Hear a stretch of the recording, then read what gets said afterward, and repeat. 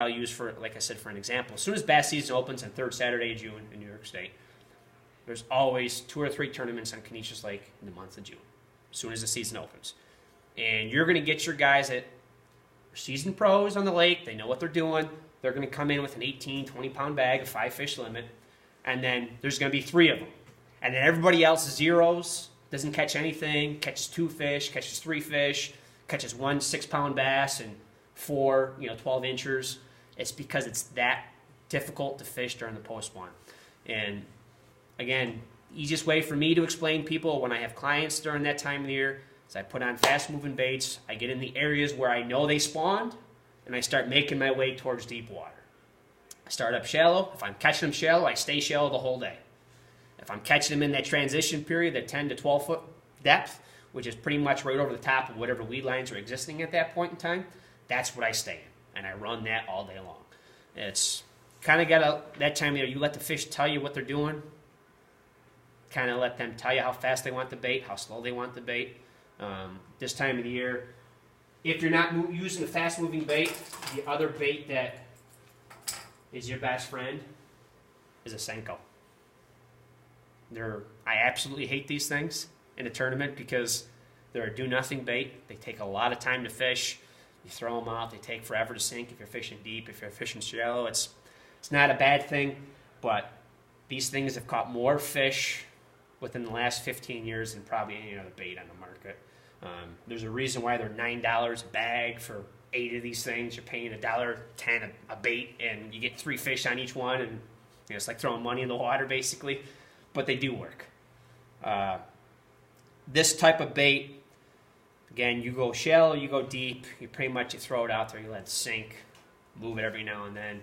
Those aggressive fish are going to swallow it. Those non-aggressive fish are going to pick it up, swim around with it, spit it out, peck at it, things like that. But those are your 2 extremes of lure choices.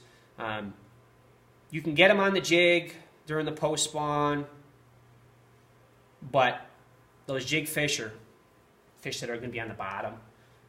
For instance, if you're fishing a jig in the conventional manner, and a lot of times those fish on the bottom tend to be the bigger ones, but they tend to bite real soft. I'm talking where you're using a 1/2-ounce football jig or a flipping jig, and you throw it out there and you're moving along. All of a sudden that bait starts feeling mushy. Feels lighter than it did 3 seconds ago. Feels heavier than it did 3 seconds ago, but you're still pulling it towards you. You're still moving it towards the boat, and nothing's stopping it. That's a fish with it in his mouth. They're just so at that point in time that they're not making big moves when you make a move with your bait.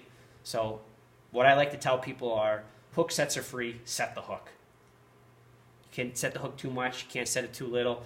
If you're in that thought process of maybe this is a fish, well, what a hook set will do for you is if it's not a fish, make an aggressive change with your bait. There might be a fish in the area that sees your bait when you're doing that, comes over to investigate, or slams the bait as it's falling back to the bottom. There's a lot of different things you can do. Post-spawn, I like crank baits. I like top waters. Top water baits, popper, walking bait. Can't go wrong. Fast-moving baits, cover a lot of water with them. You can use buzz baits. You can use buzz frogs. You can use top water. Middle of the day, they'll come up and hit those on the surface. Oh yeah. Bass aren't shy. When they're hungry, it doesn't matter if it's sunny, straight flat water, super calm. That's got to be a ball fish. Oh, it's one of my favorite ways to fish. I love frog fishing. This is a fantastic way to fish. You have to be in frog water to fish those? No. They don't care? Nope. Pretty much every lake in the state, whether there's weeds, no weeds. I fish docks with these things. I fish weed lines with these things. If there is something in the area, even 20 feet away from where you're fishing this thing, you're in the right spot. You can fish a frog in open water. I'll give you an example. Canisius Lake. You guys familiar with the boat launch area there? Yes. All right, it's a big flat. Yeah. I've been 60, 70 yards off the bank, throwing this out in the middle of the flat, pounding largemouth on it. You don't catch a whole lot of smallmouth on it because it's a topwater frog. You'll occasionally catch a few now and then during the post-spawn. It's not something you throw in the early spring, because it's a topwater bait, it's an aggressive bait. They got to be angry. They got to be hungry to eat this. This is a great post-spawn bait, though, because once they start cruising the bank, they're getting hungry, they're getting active, and especially during post-spawn when they're guarding fry. A frog is a natural enemy to bass fry. Good selection. Basically, any topwater bait when balls of fry are around will work. I like the frog because it's very versatile. I can fish it open water, I can fish it in the slop, I can fish it under docks, I can skip it under a dock, skip it under a tree. I don't have to put the pole down. I can continuously cast all day long, make repetition. You know, if I'm throwing a topwater bait and I get in an area that's got some surface scum or some weeds, some branches, things like that, I got to put that down. Otherwise, I'm being very careful where I'm throwing it, not to snag the tree, snag the dock, snag the weeds, wasting a cast, basically. Now, if you're just using topwater frog, just keep casting. Because a lot of times they'll be under that slop, they'll be in that tree, they'll be under that dock. So this gives you the opportunity to fish everything continuously, especially if you're beating the bank. Topwater fly fishing, all your topwater poppers, divers, a lot of them have the big mono guard on them. Same type of thing. Just keep casting, keep casting, keep casting. Nothing is 100% weedless, unfortunately, so you're going to always have that time where you got to pull weeds off. There's really no ways to get around that. But if you're bass fishing, if you're not near or around anything that will steal your bait, hook your bait, make your bait covered in vegetation, you're not in the right spots, basically. All right. So after the post-spawn, now you're going to the summertime thing. Bass go from the shallows to the deeps. General idea in the summertime. So your summertime haunts, textbook summertime haunts are deep weed lines, main lake points, main lake point where you have a weed line that filters into both sides. That's your natural feeding zone. Anything that transition changes. So if you're in a weed line, if that weed line runs straight, all of a sudden juts out and then juts back in, underwater weed point. Fantastic spot. If you're fishing a weed line and the weed line stops and there's an opening there, usually what creates that opening is a sand patch, a rock patch, some sort of hard structure. Fantastic ambush point for bass. You want to find those anomalies in the weeds. You want to find those rock piles. You want to find those sunken trees. You want to find all those little subtle nuances that are going to make those fish stick around there and feed. Any questions? Okay. Main lake points are usually rock points. Those are very good spots to target bass. Those are your kind of standard spots to target. I got a little map here that I'll pass around, and I circled some main lake points, and I'll put some lines on here for the deep areas that would have a weed line that I would target if it was me. All right. Okay, let's start here. So the circled spots are main lake points. All right. You can show that on the screen if you want. It's not a big deal. Circle spots are main lake points. Those are deep topo lines. The straight lines are long drop-offs that probably have a weed line on them. If it was my first time on a lake, mid-July, August, that's what I would start with first. All right. The easiest one to start with is the main lake points. I'd run main lake points. I'd use a jig. I'd use a crankbait. I'd use topwater. All right. I'd run all those spots. I'd run through all those 3 lures. If I'm catching fish, let's say I have 10 spots that are all main lake points, and I catch fish on 5 of them. And I'm catching them all on topwater baits. Okay, that's a pattern. I just patterned them. Now I can run topwater on main lake points all day long, potentially catch them like that all day long. All right. So you come back the next day. You've caught them on topwater, that same spot. Okay, great. Now they're not eating topwater. Well, I'm going to go to a jig. Now, main lake point, you could be fishing 30 feet of water 20 feet from shore. All right. When you're fishing things like that, then the cast angle is important. The depth you're fishing is important. Now, color choice is important. Lure selection is important. This time of the year, you want to match the hatch. If you're trying to imitate a crawfish, using some sort of black and blue, brown and purple, green pumpkin and blue, green pumpkin and orange, you're trying to match whatever type of crayfish are in that lake, trying to match the color of the crayfish, trying to match the size of the crayfish.